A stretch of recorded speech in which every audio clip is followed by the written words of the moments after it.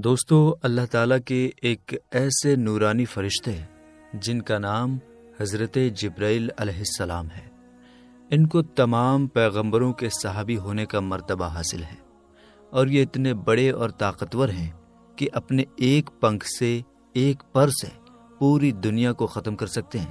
آج کی اس ویڈیو میں ہم جانیں گے اللہ نے حضرت جبرائیل علیہ السلام کو کیسے پیدا فرمایا، ان کی شکل اور صورت کیسی ہے، انہیں کتنی طاقت دی گئی ہے، اور اللہ نے انہیں کون کون سے خاص کام سونپے ہیں۔ کیا فرشتوں کی شادی ہوتی ہے اور ان کی اولاد ہوتی ہے؟ جب فرشتے پیدا ہوتے ہیں تو سب سے پہلے کیا کام کرتے ہیں؟ فرشتوں کی تعداد یعنی گنتی کتنی ہے؟ اللہ فرشتوں کے ذریعے اس دنیا اور پوری کائنات کا سسٹم کیسے چلاتا ہے؟ کیا فرشتے کھانا پینا کرتے ہیں؟ کیا فرشتوں میں مرد اور عورت ہوتے ہیں؟ ان کی زندگی کتنی لمبی ہوتی ہے اور انہیں موت کیسے آتی ہے؟ ان سبھی سوالوں کے جواب قرآن و حدیث کی روشنی میں آج کی اس ویڈیو میں ہم آپ کو بتائیں گے۔ اس لیے آپ سے ریکویسٹ کرتے ہیں کہ ہماری اس ویڈیو کو آخر تک ضرور دیکھیے گا۔ دوستو، حضرت جبرائیل علیہ السلام اللہ تعالیٰ کے سب سے پسندیدہ فرشتے ہیں اور سبھی فرشتوں کے سردار ہیں۔ جب اللہ تعالیٰ نے حضرت جبرائیل علیہ السلام کو پیدا فرمایا تو انہوں نے پیدا ہوتے ہی اللہ تعالیٰ کی بارگاہ میں 70,000 سال کا ایک سجدہ کیا۔ اس سجدے کے بعد انہوں نے اللہ کی تعریف کی اور شکر ادا کیا۔ فرشتے اللہ کی وہ نورانی مخلوق ہیں جو گناہوں سے پاک ہیں۔ اللہ تعالیٰ نے انہیں معصوم اور پاک صاف بنایا ہے اور وہ ہمیشہ اللہ کے حکم کو مانتے ہیں۔ دوستو، حضرت جبرائیل علیہ السلام کی سب سے بڑی ذمہ داری یہ ہے کہ وہ تمام پیغمبروں کو اللہ کا پیغام پہنچاتے ہیں۔ اس کے علاوہ وہ اسلام کے لشکروں کی مدد کرتے ہیں اور اللہ کے دشمنوں کو تباہ کر دیتے ہیں۔ حضرت جبرائیل علیہ السلام کتنے بڑے فرشتے ہیں، اس کا اندازہ ان باتوں سے لگایا جا سکتا ہے۔ روایت میں آتا ہے کہ ان کے ایک کندھے سے دوسرے کندھے تک کی دوری 500 سال کی ہے۔ دوسری روایت میں یہ دوری 700 سال بتائی گئی ہے۔ میرے دوستو، ان باتوں سے صاف سمجھ میں آتا ہے کہ جس فرشتے کے کندھے اتنے بڑے ہیں وہ خود کتنا بڑا اور طاقتور ہوگا۔ حضور پاک صلی اللہ تعالی علیہ وآلہ وسلم نے ارشاد فرمایا کہ 700 سال کی دوری کا مطلب ایک تیز رفتار پرندے یعنی چڑیوں کا 700 سال تک اڑتے رہنا ہے۔ میرے دوستو، روایت میں آتا ہے کہ ایک بار حضور پاک صلی اللہ تعالی علیہ وآلہ وسلم نے حضرت جبرائیل علیہ السلام کو اس حالت میں دیکھا کہ انہوں نے اپنا ایک پر کھولا اور وہ پر پوری دنیا پر چھا گیا، اور وہ ایک پر اتنا بڑا تھا کہ اس پر نے پوری دنیا کو ڈھانپ لیا۔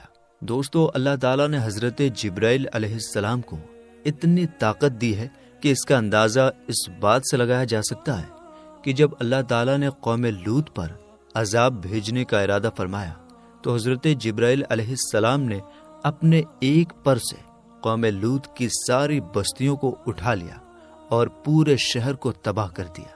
بخاری شریف کی روایت ہے کہ حضور پاک صلی اللہ تعالی علیہ وآلہ وسلم نے ارشاد فرمایا کہ میں نے حضرت جبرائیل علیہ السلام کو ان کی اصلی حالت میں دیکھا ہے، اور حضرت جبرائیل علیہ السلام کے 600 پر تھے۔ ان کا ایک پر اتنا بڑا ہے کہ وہ پوری دنیا کی زمین کو پورب سے لے کر پشچم تک پوری دنیا کی زمین کو ڈھانپ لے۔ حضور پاک صلی اللہ تعالی علیہ وآلہ وسلم نے ارشاد فرمایا کہ میں نے دیکھا کہ حضرت جبرائیل علیہ السلام اپنے تخت پر بیٹھے ہوئے تھے، وہ تخت جو اللہ تعالیٰ نے ان کو عطا فرمایا تھا، اور ان کے پر قیمتی ہیرے جواہرات اور موتیوں سے سجے ہوئے تھے، اور حضرت جبرائیل علیہ السلام کے پاؤں ہرے رنگ کے تھے۔ میرے دوستو، روایت میں آتا ہے کہ حضرت جبرائیل علیہ السلام کے پاؤں پر ایک ایسا خوبصورت موتی ہے جو ایسا معلوم ہوتا ہے کہ جیسے پتے پر شبنم یعنی اوس کا ایک خوبصورت قطرہ پڑا ہو۔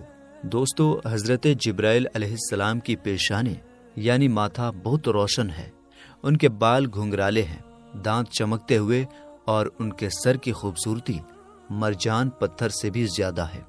اللہ تعالیٰ نے صرف حضرت جبرائیل علیہ السلام کو یہ خاص کام دیا ہے کہ وہ تمام پیغمبروں تک اللہ کا پیغام پہنچائیں۔ اسی وجہ سے انہیں تمام پیغمبروں کا صحابی اور ان کے پاس جانے کا مرتبہ حاصل ہے۔ میرے دوستو، روایات میں آتا ہے کہ ایک مرتبہ حضرت حمزہ رضی اللہ تعالی عنہ نے حضور پاک صلی اللہ تعالی علیہ وآلہ وسلم کی بارگاہ میں یہ عرض کی کہ یا رسول اللہ صلی اللہ تعالی علیہ وآلہ وسلم، میں حضرت جبرائیل علیہ السلام کو ان کی اصلی حالت میں دیکھنا چاہتا ہوں۔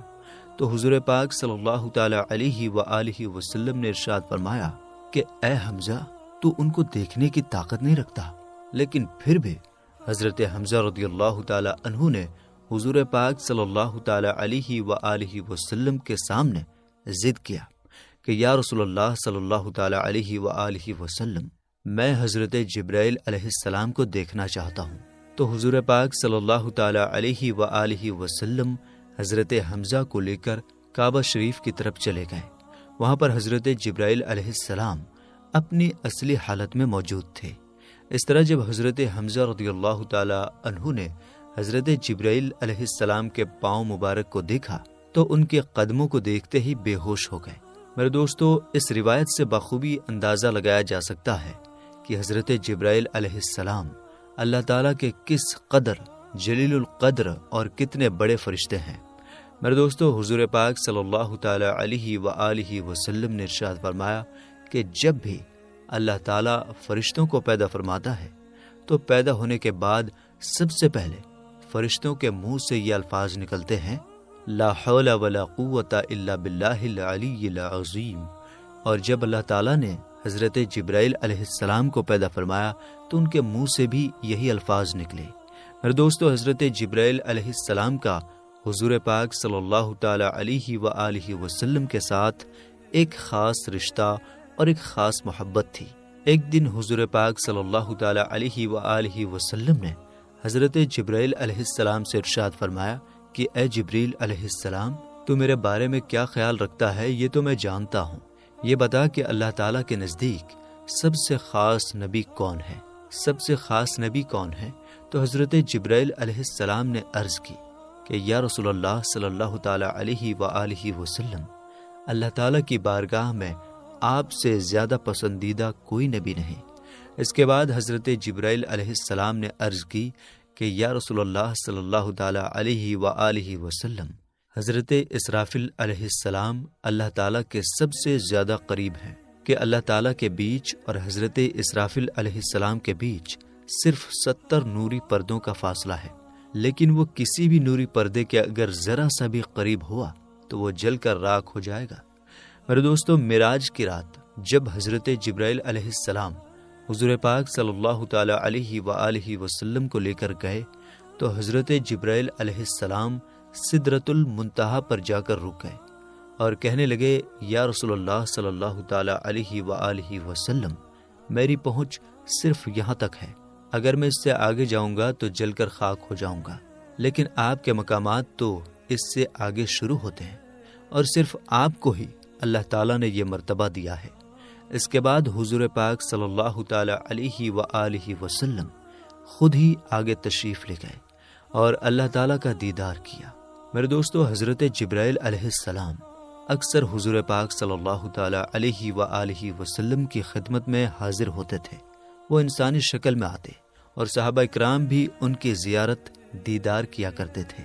فرشتے اللہ کی نورانی مخلوق ہیں جنہیں اللہ تعالیٰ نے صرف اپنی عبادت کے لیے بنایا ہے۔ انسانوں اور جنات کی طرح ان کے جوڑے نہیں بنائے گئے۔ اس کا مطلب ہے کہ فرشتوں کی نسل نہیں بڑھتی اور نہ ہی ان کی شادیاں ہوتی ہیں۔ اللہ تعالیٰ فرشتوں کو اپنے حکم سے پیدا کرتا ہے۔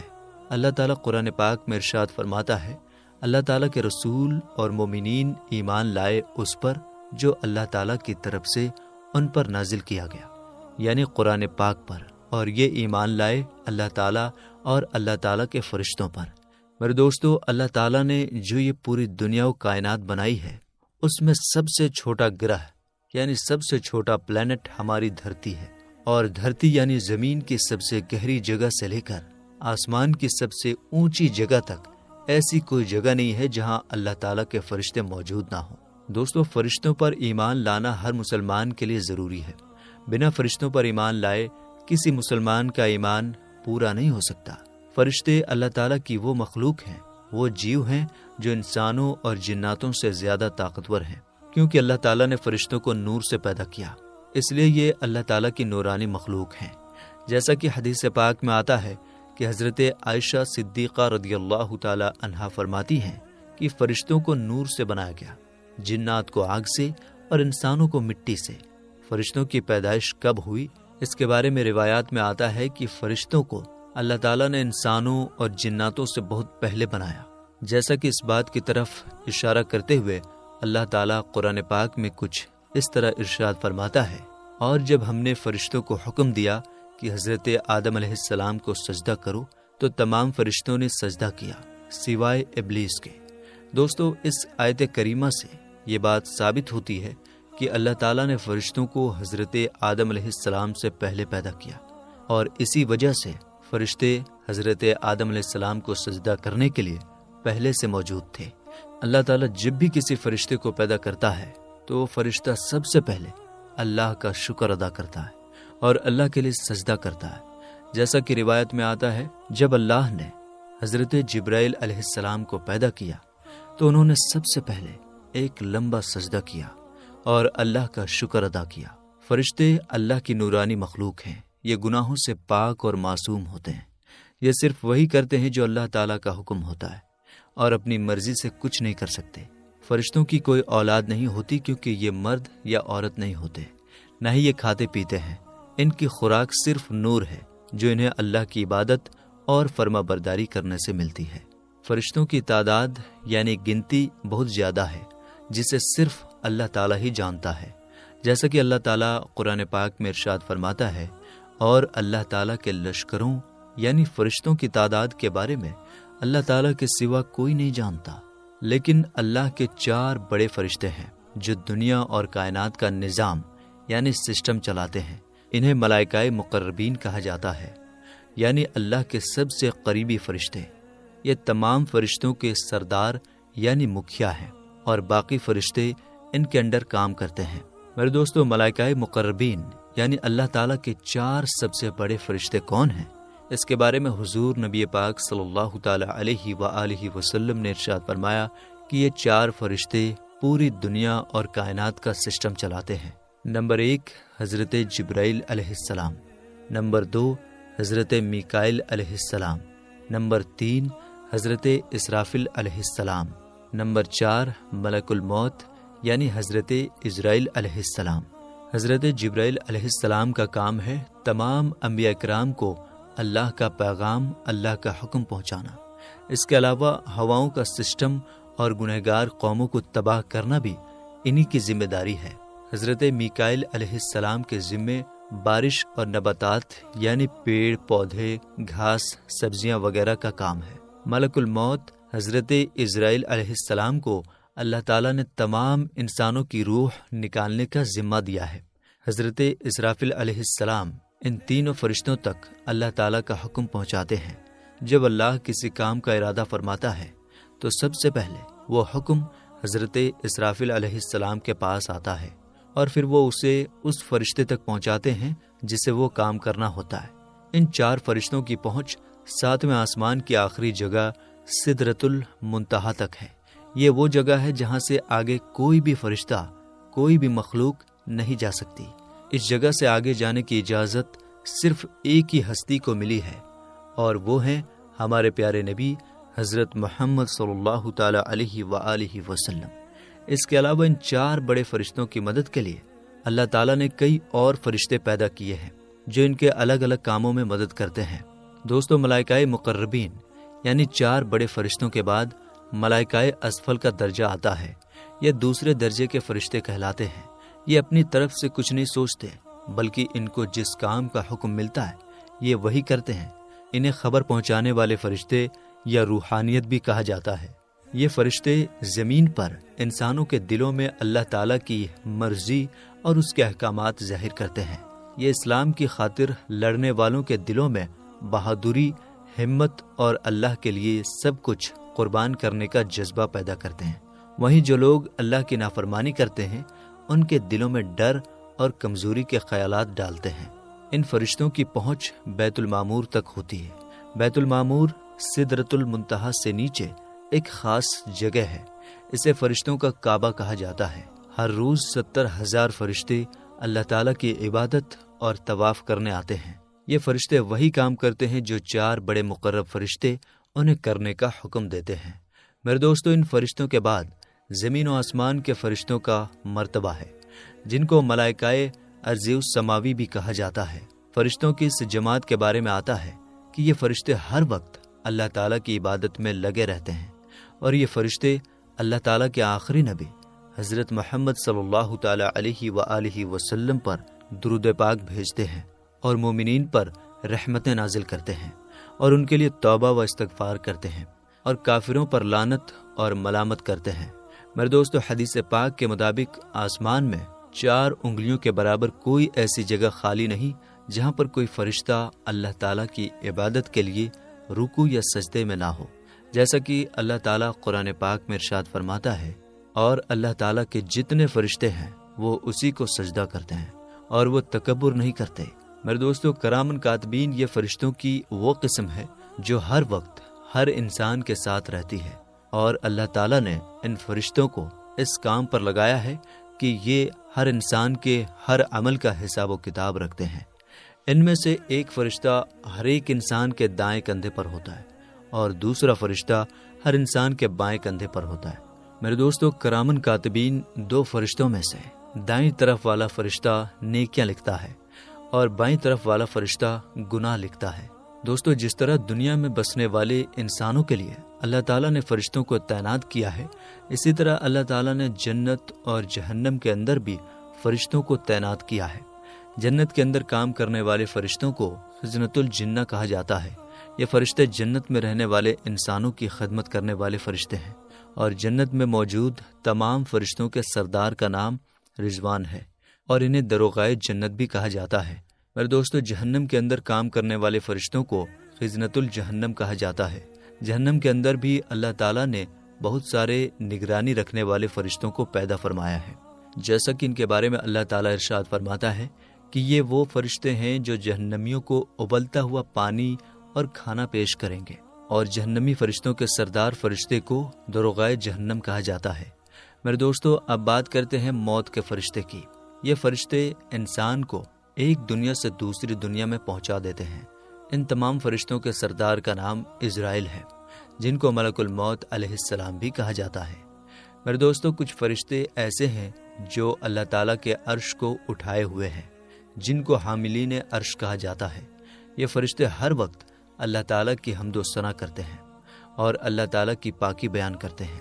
اس کے علاوہ اللہ تعالیٰ نے بہت سارے ایسے فرشتوں کو پیدا فرمایا ہے جو اس کائنات کے اندر ہر طرح کے کام کو انجام دیتے ہیں۔ کچھ فرشتوں کو اللہ تعالیٰ نے ہواؤں کو چلانے پر مقرر کیا ہے، اور کچھ فرشتوں کو بارش برسانے پر۔ کہنے کا مطلب یہ ہے کہ اس کائنات کے اندر اللہ تعالیٰ کا جو بھی نظام، جو بھی سسٹم چل رہا ہے، اس پر ہر ایک فرشتہ نگرانی رکھتا ہے۔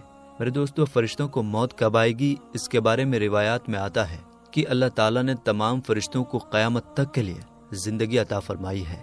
قیامت کے نزدیک جب اللہ تعالیٰ حضرت اسرافیل علیہ السلام کو سور پھونکنے کا حکم دے گا تو دنیا و کائنات کی ہر چیز فنا ہو جائے گی۔ اس وقت اللہ تعالیٰ تمام فرشتوں کو بھی فنا کر دے گا، یہاں تک کہ حضرت اسرافیل علیہ السلام خود بھی فنا ہو جائیں گے۔ اس وقت اللہ تعالیٰ کی ذات کے علاوہ کوئی بھی ذات موجود نہ ہوگی، اور اس وقت تمام فرشتوں کو بھی موت آ جائے گی۔ اللہ تعالیٰ سے دعا ہے کہ اللہ تعالیٰ ہمیں تمام گناہوں سے بچائے اور اپنے پیارے حبیب حضرت محمد مصطفیٰ صلی اللہ تعالیٰ علیہ وآلہ وسلم کی محبت کے اندر جینا مرنا نصیب فرمائے۔ آمین ثم آمین۔